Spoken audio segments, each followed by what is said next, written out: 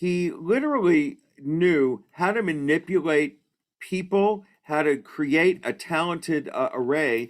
And his after On the Town, his next musical was Miss Liberty, not one that anyone particularly remembers, but it was the story of a search for the chapter for the model that posed for the Statue of Liberty, with music written by Irving Berlin. His next musical after this was Call Me Madam, and sadly, there's no footage of any of his original choreography. He did not do the movie at all. So, what we know of it is it was a star vehicle for Merman. It was his first time working with her. He knew what to expect with her, which was going to play out well when he directs her in Gypsy. But The King and I is a phenomenal experience for Jerome Robbins, because there's several things going on in his life at this point in time that are causing him great difficulty. First of all, he was a very complicated guy. He was engaged to two women, never got married to them for what is pretty obvious. Uh, and at the time of directing The King and I, he was Ed Sullivan was an informant to the FBI for people in the theater community that had alleged communist ties. And Jerome Robbins had been asked by Rogers and Hammerstein. They did not want to be involved with Agnes DeMille any longer. They thought she tanked Allegro for them. So they wanted something new. And for The King and I, they went to Jerome Robbins. They thought his style of directing would be outstanding. Not directing, but choreography would be outstanding for what they were trying to accomplish. Interestingly enough, Jerome Robbins at this time was being requested because of Ed Sullivan to go before the House Un American Activities Committee and name names. He struggled with this, but Ed Sullivan blackmailed him essentially and said, either you go before the committee and testify, or I'll make sure everyone knows about the relationship you're in with Montgomery Clift and ruin both of your careers. Well, Jerome Robbins struggled with this, and it was really quite complicated. And many of the things he did in The King and I had to do with how tyranny and oppression impact the lives of others. Now, of course, we all know The King and I, Yul Brynner. No one originally envisioned him for the part, and how this came about. But one of the things Yul Brynner said was that this March of the Siamese Children was something that Jerome Robbins, with Richard Robbins, understood, that this king gave great dignity to all of these offspring that he had created, and that he had respect and humanity for these children, and this was how they wanted to show it. Royal princes and princesses.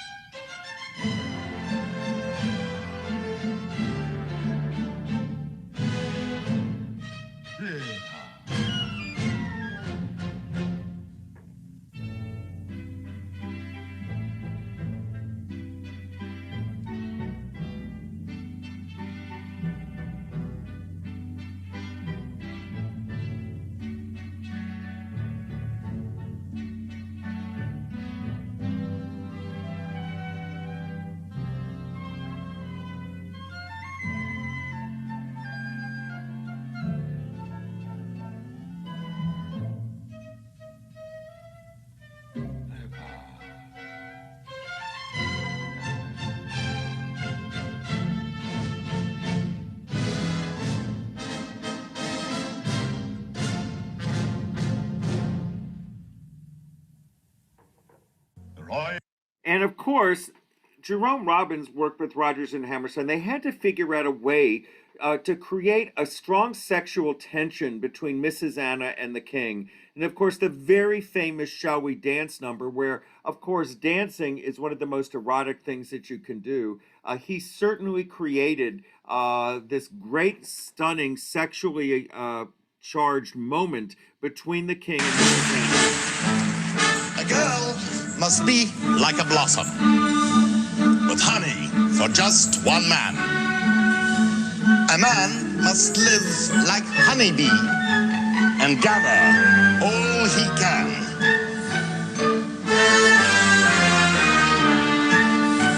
To fly from blossom to blossom, a honeybee must be free, but blossom must not ever fly from bee to bee to bee. And you consider that sensible poetry? Certainly. Your Majesty, in my country the customs are rather different.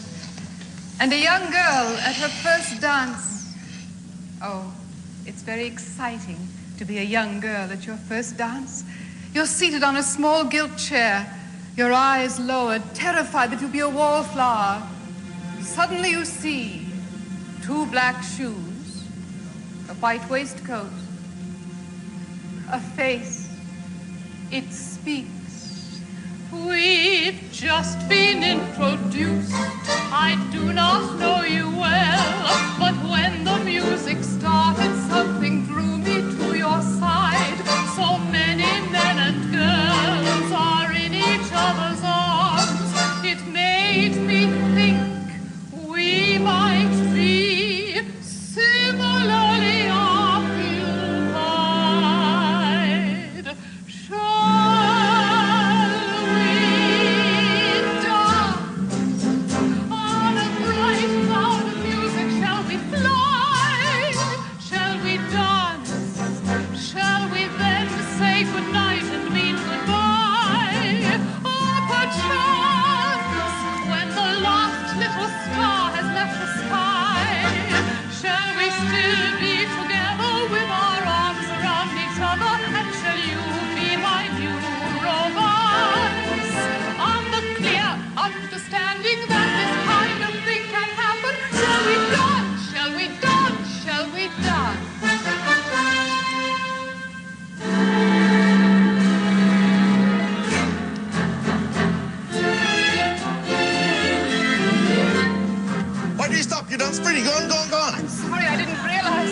I didn't realize I was dancing. In my country, a woman would not dance with a man looking on. What, you will dance with strange man, holding hands, etc.? No, not a strange man. Sometimes a very good friend. Good. Then we dance together. You show me. Teach, teach, teach. Well, it's not very difficult, the polka. Let me see. It goes 1, 2, 3, and 1, 2, 3, and 1, 2, 3, and. 1, 2, 3, and. Shall we dance? 1, 2, 3, and. On a bright cloud of music, shall we fly? 1, 2, 3, and. Shall we dance? 1, 2, 3, and. Shall we then say goodnight and mean goodbye? 1, 2, 3, and. Oh, perchance, when the last little star has left the sky, shall we still be together with our arms around each other until you be my new romance. On the clear understanding that this kind of thing can happen. Shall we dance? Shall we dance? Shall we dance? Now, 1, 2, 3, 1, and 2, 3, 1, 2, 3, 1, 3, and. Something wrong. Oh, no, I forget and. Next time I remember. 1, 2, 3, and 1, 2, 3, and 1, 2, 3, and. Splendid, Your Majesty! Splendid, splendid. You throw me off count. And 1, 2, 3, and 1, 2, 3, and 1, 2, 3. It was not like this. Of course it was. Not the way I see the English dance tonight. But that's exactly the way they were dancing. We're not holding two hands like this. Well, no. As a matter of fact, they weren't. Was,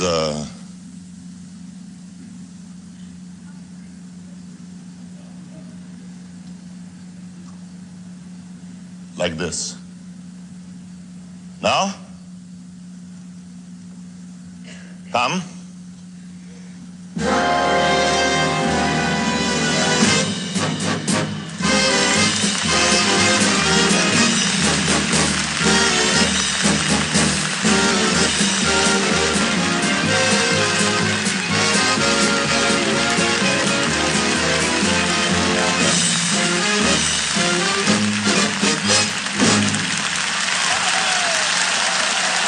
Again, maybe one of the most famous moments in Broadway musical theater history. Well, the Uncle Tom's Ballet was very important to Jerome Robbins. This was his statement where rulers were interfering in the lives of people who don't matter. Of course, Tup Tim, the character, was sent to the King of Siam, unbeknownst to the ruler of Burma, with her boyfriend as her transport chaperone.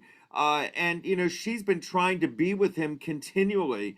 And this ballet talks about Uncle Tom's Cabin, slavery and oppression. And of course, Tup Tim breaks down in the middle and talks to the king about how miserable her life is.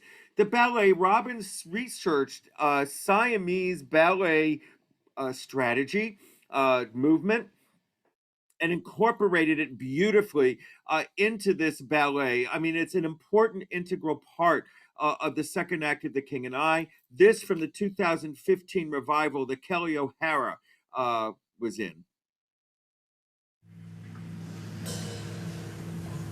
Your Majesty and honorable guests, I beg to put before you Small House of Uncle Thomas. Small House of Uncle Thomas. Small House of Uncle Thomas. Written by a woman, Harriet Beecher Stowe. House is in Kingdom of Kentucky, ruled by the most wicked king in all America, Simon of Legree. Your Majesty, I beg to put before you loving friends. Uncle Thomas. Dear old Uncle Thomas. Little Eva. Blessed little Eva. Little Topsy. Mischief maker Topsy. Happy people. Very happy people.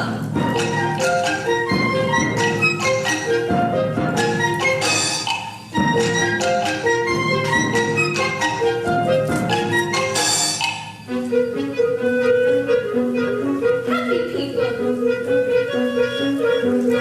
Happy people.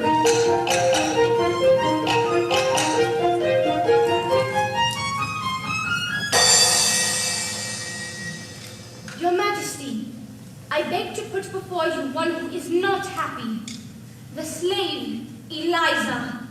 Poor Eliza, poor Eliza, poor unfortunate slave. Eliza's lord and master, King Simon of Legree. She hates her lord and master and fears him. This king has sold her lover to faraway province of Ohio. Lover's name is George. George! Baby in her arms is also called George. George! Eliza says she run away and look for lover George. George! So she bid goodbye to friends and start on her escape. The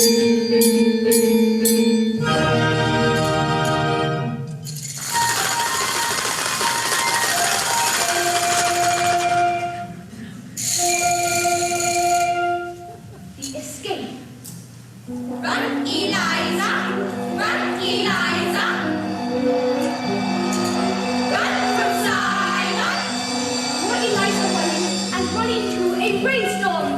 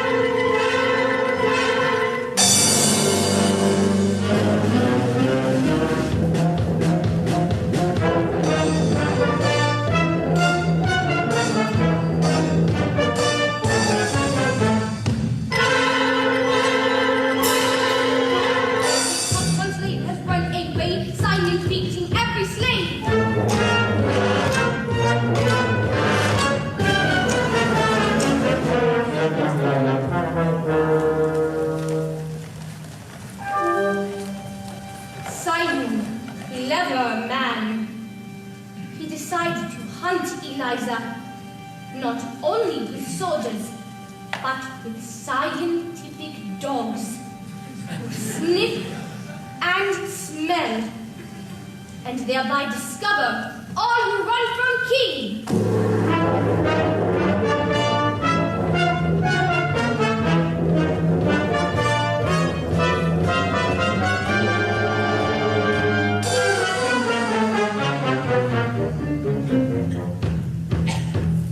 Run, Eliza, run! Run, Eliza, run! Run from Simon, run!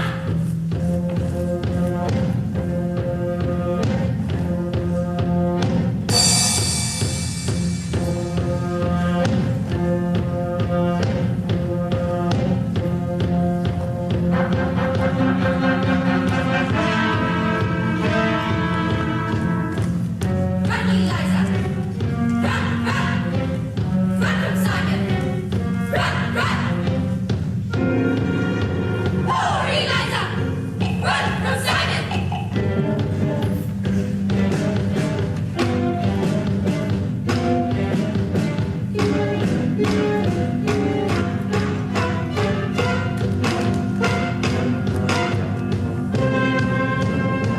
Eliza, run!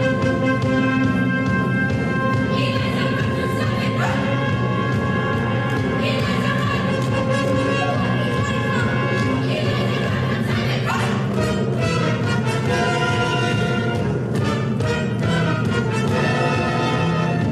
Run, Eliza! Run from Simon! Run, Eliza! Run from Simon! Run, Eliza! Run! Eliza, come to river! Eliza, come to river! More, Eliza! Who can save her? Only Buddha! Buddha, Buddha, Buddha! Save her, Buddha! Save her, Buddha! Save her! What's the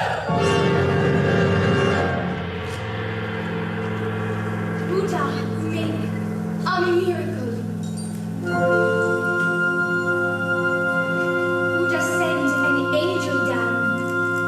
Angel make the wind blow cold. Make the river water hard.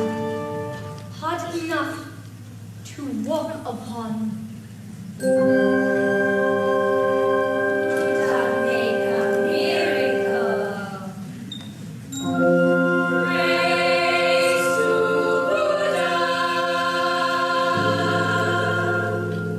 Angel show her how to walk on frozen water.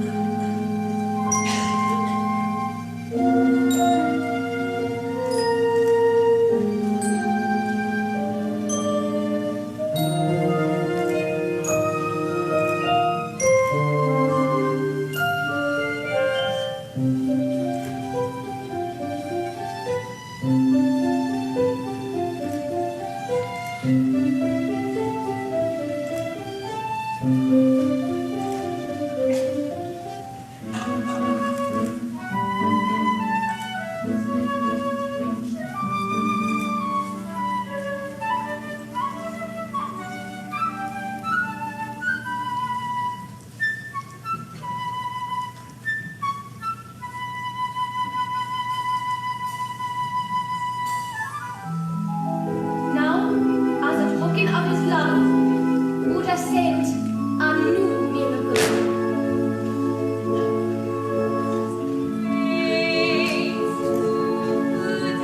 Sent from heaven stars and blossoms. Look like lace upon the skies. Praise to Buddha! Praise to Buddha! Praise to Across the river, hidden by this veil of lace.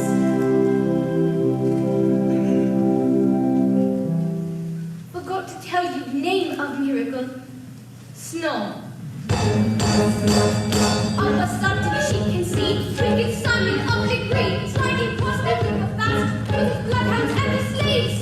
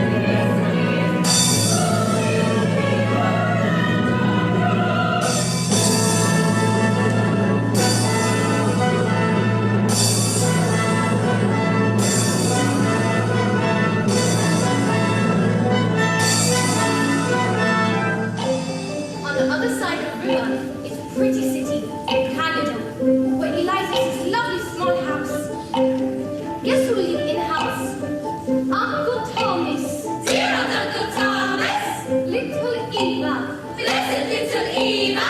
Little Topsy. Bishop Finger Topsy. Lover George. Faithful lover George. Who is looking like Angel to Eliza. They have all escaped from wicked Simon and make happy reunion.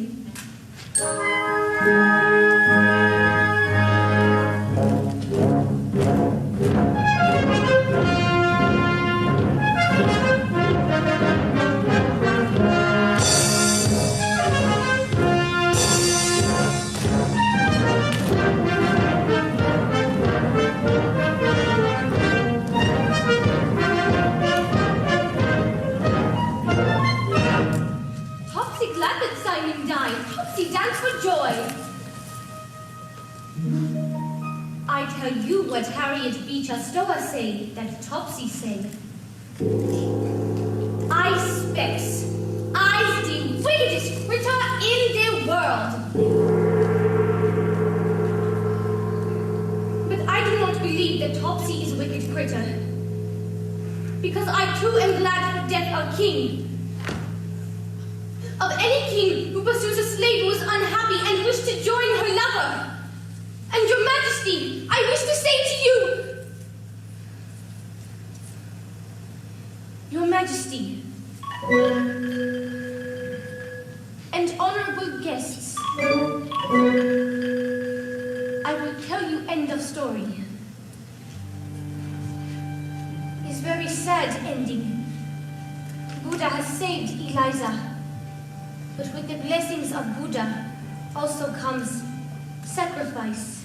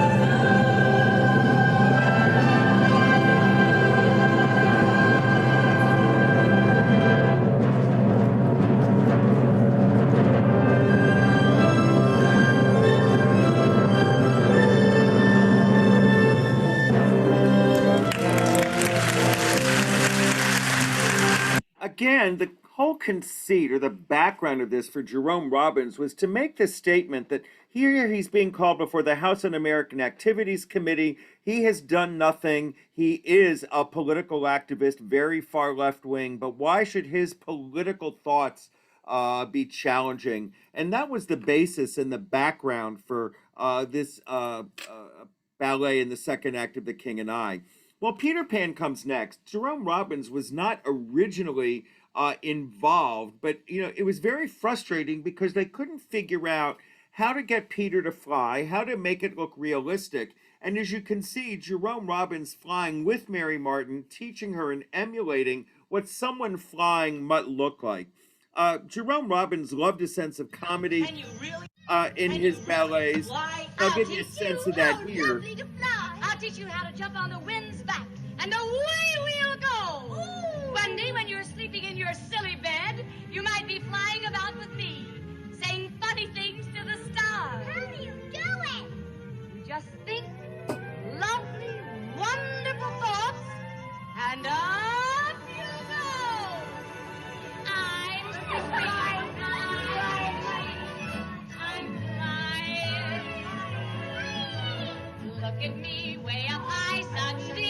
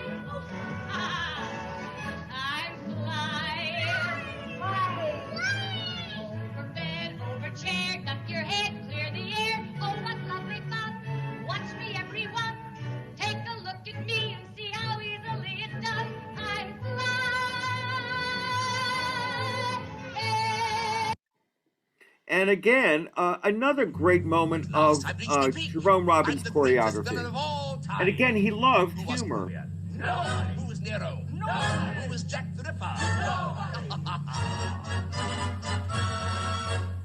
Who's the swiniest swine in the world? Captain Hook!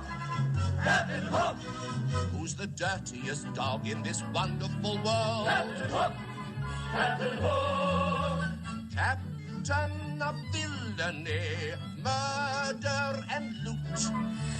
Eager to kill any who says that his hook isn't cute. It's cute! Who's the slimiest rat in the pack? Captain Hook! Captain Hook! Who's unlovable? Who's unlivable? Whose behavior is quite unforgivable? Who would stoop to the lowest and meanest of tricks in the book? Tricks in the book! Slimy, slimy Captain Hook!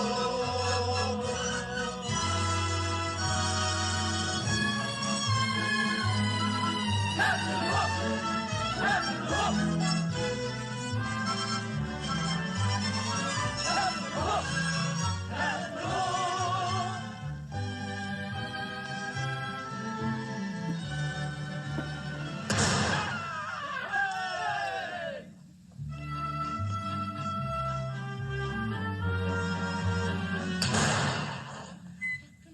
Oh well. All mortals envy me, yet better for Hook to have had less ambition. Oh, fame, fame, thou glittering bauble, in searching for thee, what fame have I not lost?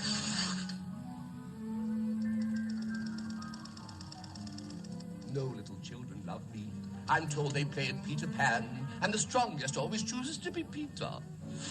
They force the baby to be Hook. The baby.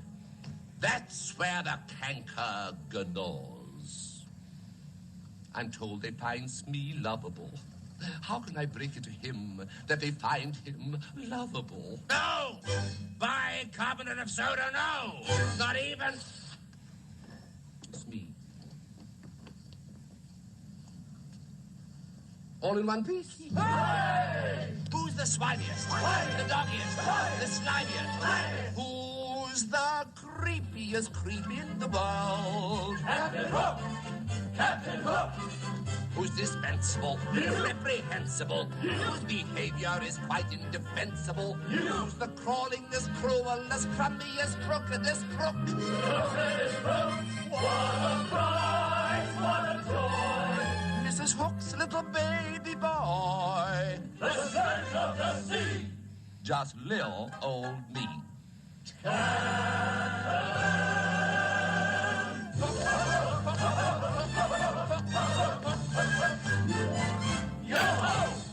Now, of course, that was Cyril Richard, and Jerome Robbins loved comic ballet.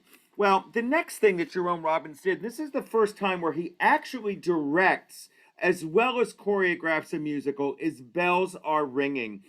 There's literally no footage of the stage production of Bells Are Ringing. There have been a lot of reproductions. And, sadly, it was great comic choreography here as well.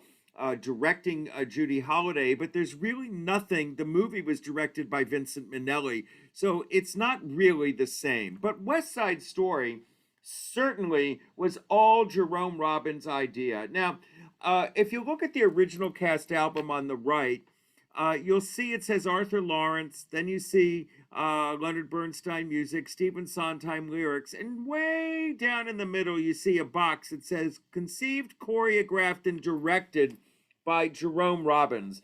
Well, 2 days before opening night in Washington, D.C., he goes to Hal Prince and Robert E. Griffith, the producers, and tells them, unless you give me 3% more for my contribution to this, I'm going to shut it down.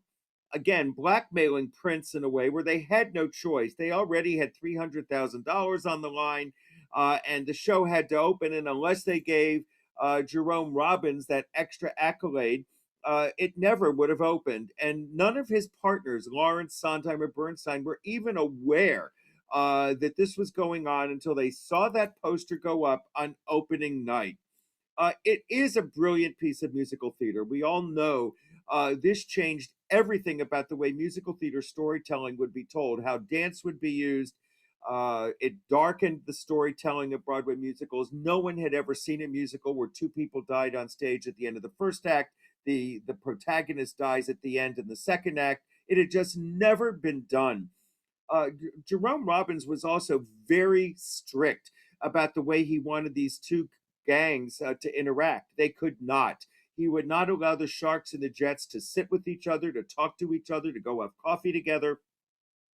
And it, although did a lot to offend audiences in its day, it is considered today one of the great masterpieces of the American musical theater. Jerome Robbins was a taskmaster. He was not easy to work with. He treated people badly. He was a terrible, terrible egomaniac and taskmaster. And this is Rita Moreno talking about what it was like to work with Jerome Robbins. And there were many memories of it. Meeting Jerome Robbins, who was a genius, an absolute genius.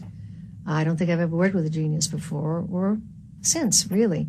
And, well, I did it as an actress with Marlon Brando. But he was astonishing because he did something that no one ever did. He choreographed for character. The steps that Anita did in West Side Story were specifically for Anita. No one else in that play could have done those steps because they were specifically Anita-type steps. That's how he choreographed. He was a genius. And I remember a wonderful memory of that was Stanley Donen came in to help him with the camera work because Jerry, this was his very first film, and Stanley came in with his viewfinder to help Jerry Robbins put together the shots for The Small House of Uncle Thomas. And they worked on that together all through rehearsals. Those rehearsals must have taken, oh my God, at least a couple of months, just for that one number. And it was Stanley Donen who really saw Jerry through the paces of someone who never had a finder in his hand in his whole life. I remember that. I remember the costumes, the sets were amazing. There was one wallpaper that you saw for literally for the time it took for Yule to pass that wall in a corridor that cost something like $1,000 per yard. It had crystals all over it. It was like a paisley design in the most beautiful colors, and it had crystals all over it. It was an amazing experience. Well, if you worked with Jerome Robbins on The King and I, did you have to audition for West Side Story? I auditioned and then I screen tested for West Side Story. I auditioned the acting scene, and they liked it a lot. And then they wanted to see what I looked like on screen. And I and every brown-eyed girl and brunette girl in Hollywood tested for that. Everybody in the world tested for that. And I was the lucky one eventually, but it took a long time. They tested everybody. It's very difficult to find someone who can sing and dance and act and do all three at least fairly well. What they didn't know is that I hadn't danced since I was 16 at that time. Yeah, therein lies another story. Did you feel that should have been your role? Were you resentful when you saw the others trying out for it? And were they all Hispanic? Well, some were beautiful girls, and I was jealous and envious, thinking, the way Hollywood usually thinks, that if you're beautiful, you're going to get the part over someone who's less pretty, and can do the job. And every time I'd see one of those girls, I felt terribly threatened. But, and it took a long time to find out that I had it. They weren't sure for a long time. And what do you recall about working? That was a movie that had two directors on it. Yes, Jerome Robbins and Robert Wise co-directed. And Jerry, of course, also choreographed. But it wasn't always harmonious, was it, with the two directors? No, it wasn't. Robert Wise is the most gentle, tender, loving, patient man in the world. Jerome Robbins was cut from another piece of cloth entirely. He was not gentle. He was not tender. He had a vicious temper. He was extremely hard on the people he worked with. He was really hard. He could smell a victim a mile away. And he really could, as only sadistic people can be. But I would drop anything right now to work with him again. Well, he was like nobody else in the world. And when you pleased him, you felt so on top of the world. It was very hard to please him. But he had a very mean streak. And he was famous for that. When you were shooting West Side Story, did you know it was going to be great? No, I didn't know it was going to be great. In fact, when I found out that they were going to initially show the film in one theater in New York at the Rivoli on a reserved seat basis, I said to George Chakiris, with whom I was very close, oh, well, that's it. We don't stand a chance. There were no stars in it. Natalie Wood wasn't a star. She wasn't a luminary. She'd done Splendor in the Grass, but that still didn't make her a star. And there was nobody else. Russ Tamblyn wasn't a star. He was known. That didn't make him a star. I certainly wasn't. George Chakiris, nobody had ever heard of. And I was absolutely sure that nobody was, number one, going to reserve a ticket and pay $6? Or was it $5 for a movie ticket? No. I was sure we were going to just plummet. Had you seen it on Broadway? I had, yes. I had, and I loved it. And the cast was, God, it was exciting. And the one thing that never worked on film was the dance, the mambo at the gym sequence. It did not work on film. They did not find a way to make that work on film. That's really what you call a proscenium dance number, and I don't know why. I don't know why, because it was widescreen, but it just never really worked. It didn't have the excitement, not half the excitement that the stage version had. So when you're doing... When the two gangs are competing in dance with each other, it just didn't work. So when you were actually filming the scene, that marvelous America number, you didn't have a feeling that there was some movie magic going on right there? Yes, I felt there was movie magic, but I didn't think that it didn't necessarily mean that the movie was going to be... You asked me if I thought the film was going to become a great film. I felt it was going to be a great film. I didn't think it was necessarily going to work. It was so different. I mean, think of it now. It was so unique, and nobody has ever even begun to approach it in terms of success, in terms of a musical film being successful in movies. And I don't even know that it'll ever happen either anymore. Films have changed too much. Well, of course, there's a Spielberg version that did not use the Jerome Robbins choreography, or maybe they're going to emulate it. But the Jerome Robbins choreography was mesmerizing. He had this idea that they were going to do Romeo and Juliet set to music. It goes back to 1950.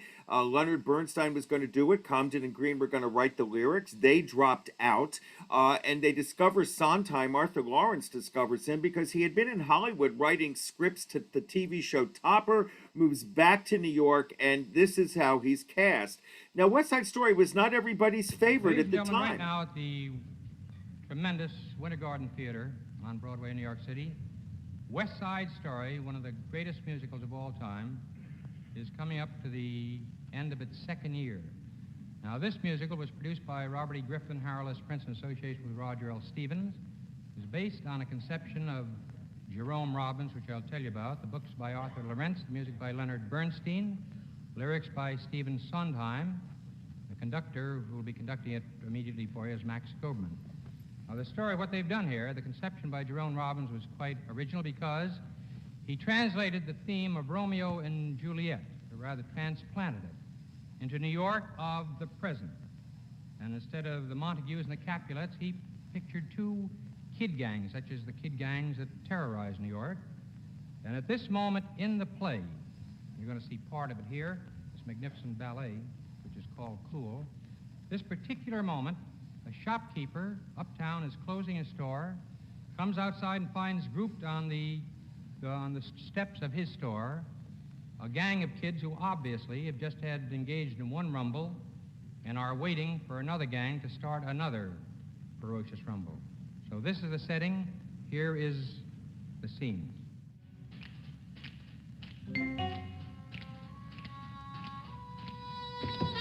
Easy action.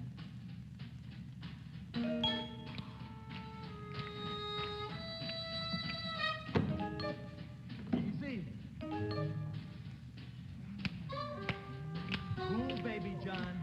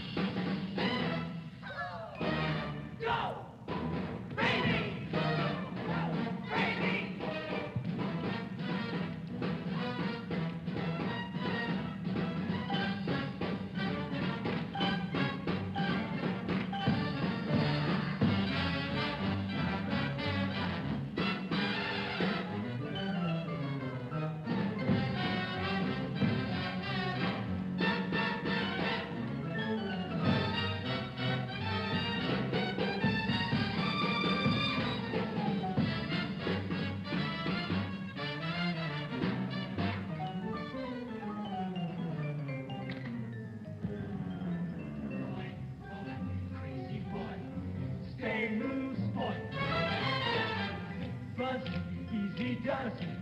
Turn off the juice box.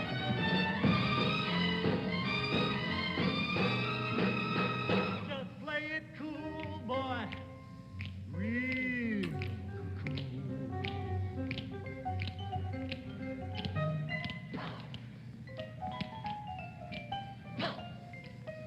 Pow! Pow!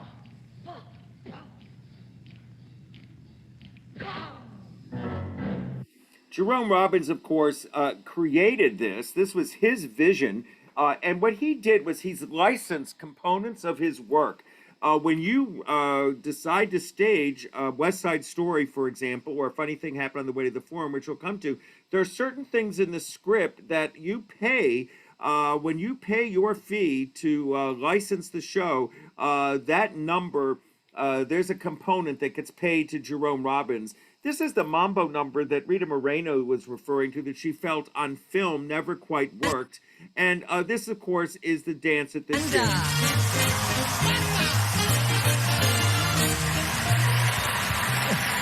Production. The story is the... Here's the company from West Side Story.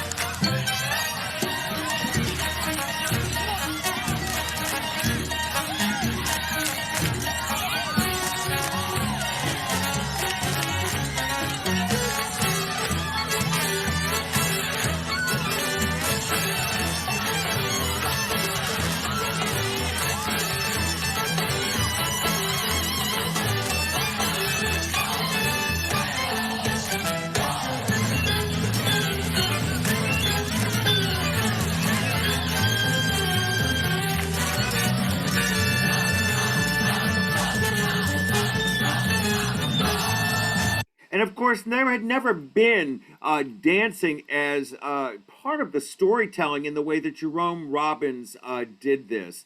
Now, of course, we're all waiting for the Spielberg movie to see what he's done with this. But, at the Sondheim birthday celebration a number of years ago, America was done. Karen Olivo, who was in this production, she was the actress who coincidentally just resigned from Moulin Rouge over the way Broadway actors were treated by Scott Rudin. And this, of course, is her again in this wonderful presentation of America from West Side.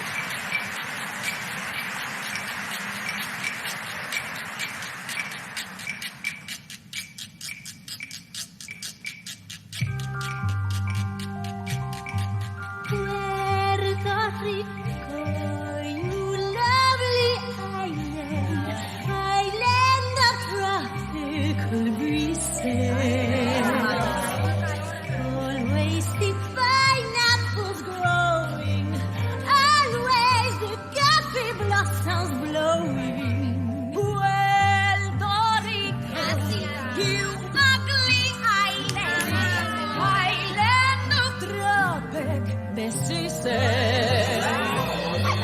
Always the hurricane blowing, always the population growing, and the money owing, and the babies crying. Are you not a baby? And the bullets flying. I like the island Manhattan. I know you do. Smoke on your pipe and put that in. Mira, mommy. I like to be in America. Okay, by me in America. Everything free in America. For it's my fee in America.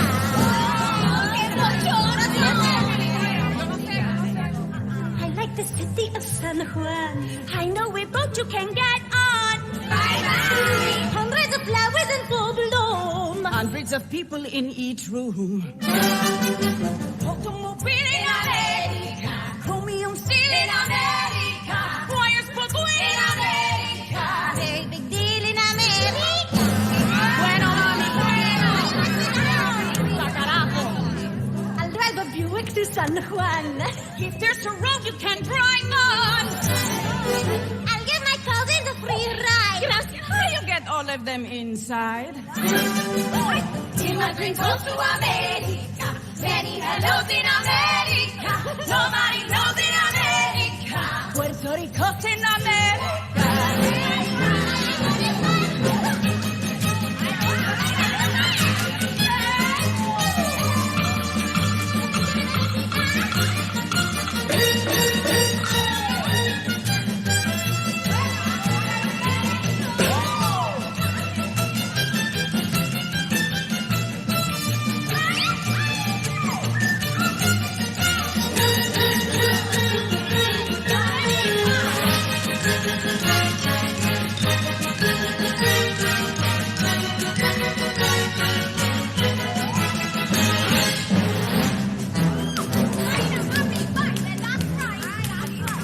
I'll take a TV to San Juan.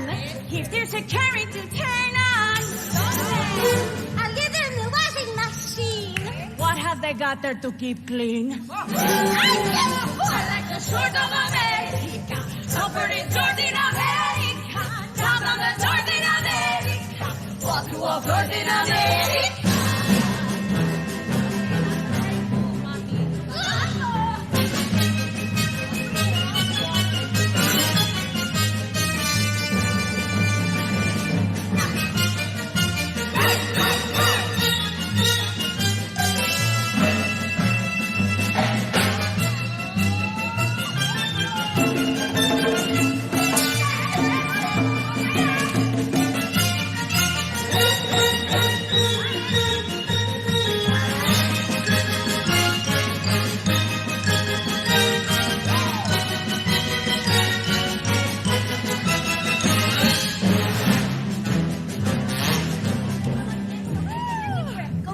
When I will go back to San Juan, when you will shut up and get gone, everyone there will give big cheer. Everyone there will have moved here.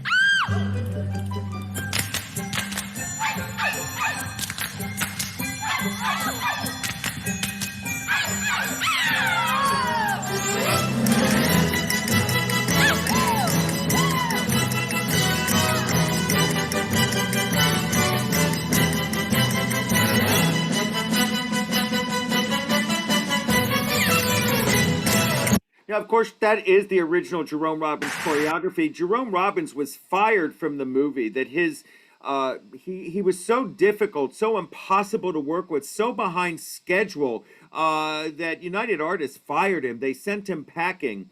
Well, the next musical that he writes is actually Gypsy. He and Arthur Lawrence had gotten the rights to Gypsy Rose Lee's autobiography, and they decide that they're going to turn it into a musical. Sondheim was actually signed on to write the words and music, but knowing it was going to be Merman did not want an unknown, someone who had never written for the Broadway stage before, music and lyrics, to do that. She loved his lyrics, and she called him Kid, said the kid can write the words that go in my mouth, but he's not going to write the music. The music went to Julie Stein.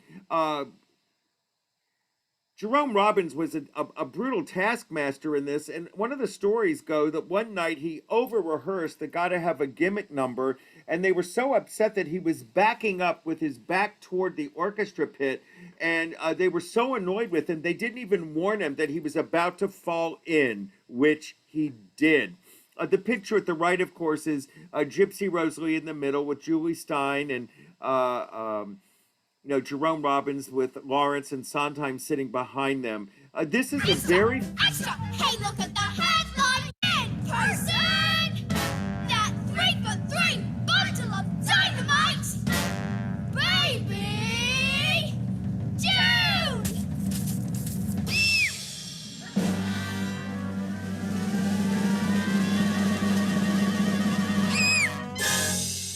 Hello, everybody! My name is June! What's yours?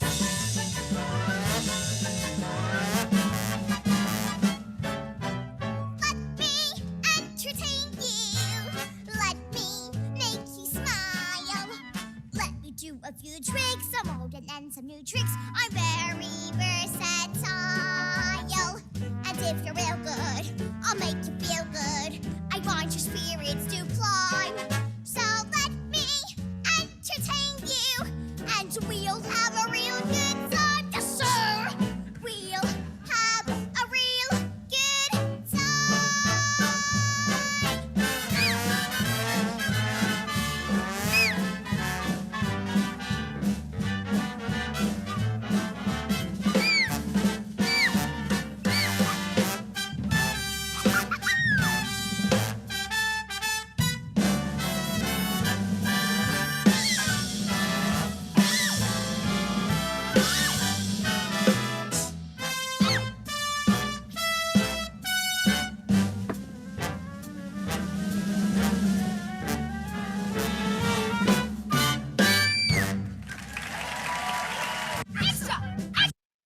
And of course, his very favorite number. Oh, I know what I want to tell you. This, in Gypsy, there was only one song that is sung by a man. And if you were with me last week, we showed you Tony Yazbek dancing the ballet sequence in Wonderful Town. Here he's Tulsa, where he sets up, he misleads the character of Gypsy Rose Lee to think she's going to be the girl in his act. She's madly in love with him. But in truth, he's going to run off in the next scene with Dainty June. And this is how they set it up. Incredible choreography from Jerome Robbins. Okay.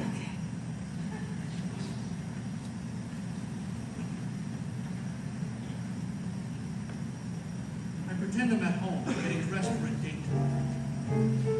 I take a comb my hair, take a flower, smell it, and put it in my lapel. And then I smoke the audience. Once my clothes were shabby, tailors called me caddy, so I took a vow, said this ball won't be overrun. Now I'm smooth and snappy, now my tailor's happy. I'm not, catch me out, my wardrobe is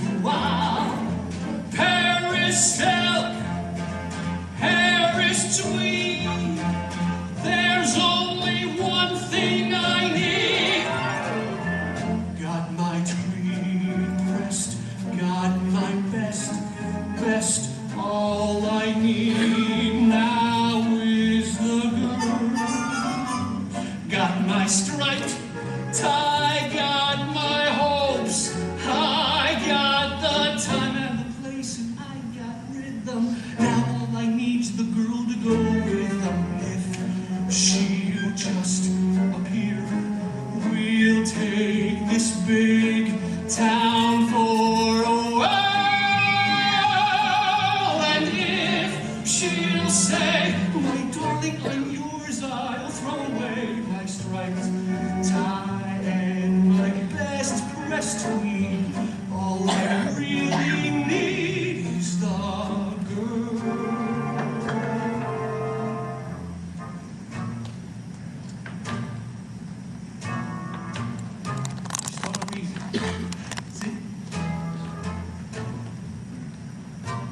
Now I'm more debonair. Shh.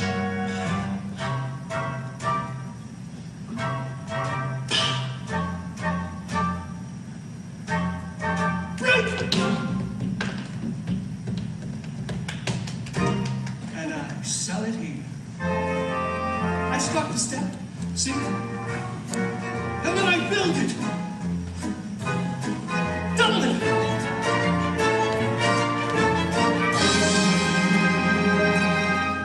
She appears, all in white.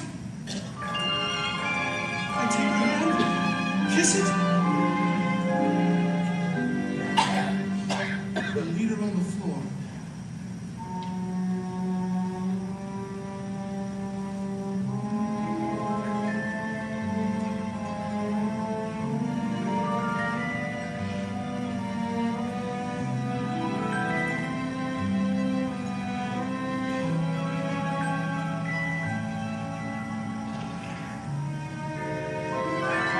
This step's good for the costume. A stair bit.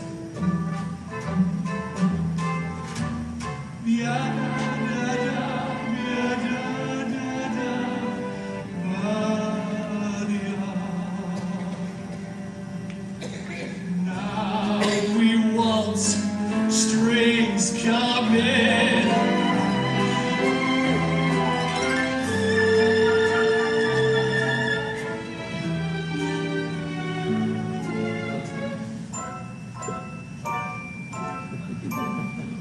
And I lift her. Again. Once more.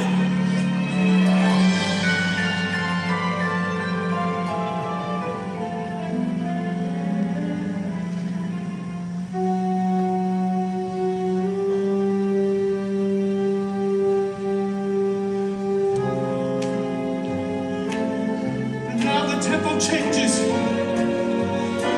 And all the lights come up. And I build for the finale.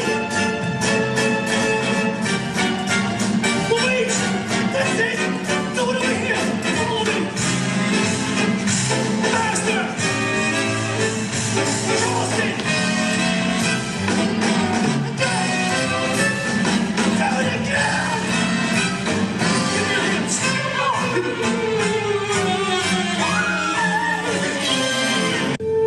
And again, this is David Yazbek, Tony Yazbek, who really does go on to other Broadway roles, and he's going to be starring in Flying Over Sunset, which is supposed to open on Broadway this year. A funny thing happened on the way to the Forum. Almost fell apart if it hadn't been for Jerome Robbins saving it. Now, remember we've talked about Jerome Robbins going before the House Un-American Activities Committee and naming names.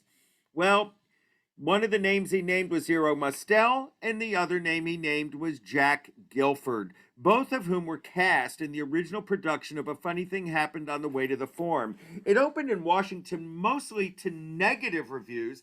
The audience was walking out in droves, and when Jerome Robbins arrived on the scene to be the show doctor, he tells Sondheim, I need another opening number, and this is the number that Jerome Robbins got Stephen Sondheim to write. Playgoers, I bid you welcome The theater is a temple, and we are here to worship the gods of comedy and tragedy. Tonight, I am pleased to announce a comedy. We shall employ every device we know in our desire to divert you.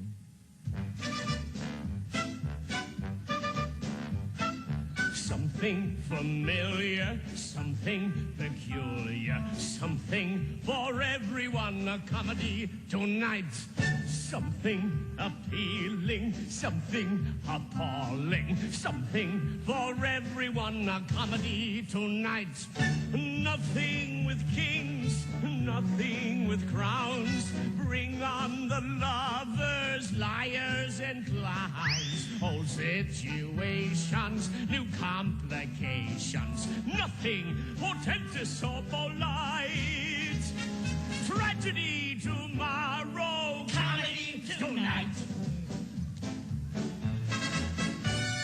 Something convulsive, something repulsive. Something for everyone, a comedy tonight. Something aesthetic, something balletic. Something for everyone, a comedy tonight. Nothing with gods, nothing with fate. Weighty affairs will just have to wait. Nothing that's formal, nothing that's normal. No recitations to recite. Open up the curtain. And now, the entire company. Something familiar, something peculiar, something for everybody. Comedy tonight. Something that's body, something that's body. Something for everybody. Comedy tonight. Nothing that's grim. Nothing that's grief. She plays Medea later this week. Stunning surprises, stunning disguises. Hundreds of actors on a side. Pantaloons and tunics. Corsets and eunuchs. Bronze and chases. Baritones and basses. Handlers. Cylinders. Stupidity. Timidity. Mistakes. Fakes. Burns. Minds. Fumblers. Fumblers. Fumblers. Fumblers. No royal curse. No Trojan horse. And a happy ending, of course.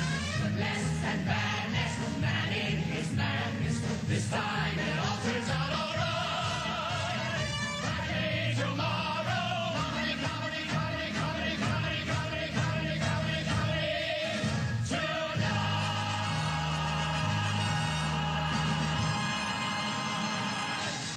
Now, of course, Zero Mostel would not speak to Jerry Robbins. They only would work through intermediaries. That, of course, was Nathan Lane.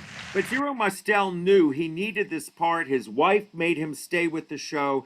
And it was really not a love fest on any level. But it was Jerry Robbins and his show doctoring, getting Sondheim to write this number that made the difference in A Funny Thing Happened on the Way to the Forum.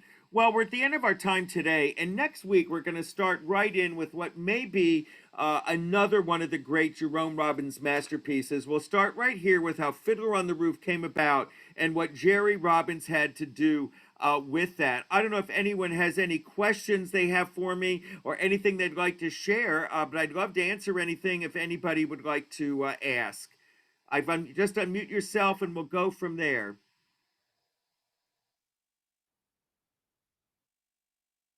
I'm just looking to see if there's any questions anybody put in the chat.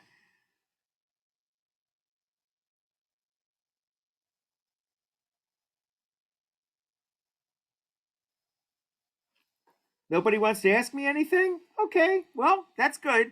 I'll be sending out the invitation shortly for next week. We'll start up right after Fiddler on the Roof. Right at Fiddler on the Roof. There's some interesting things there, and I'm sure we'll all have a really good time discovering what an awful person Jerry Robbins was, but what great things he gave us.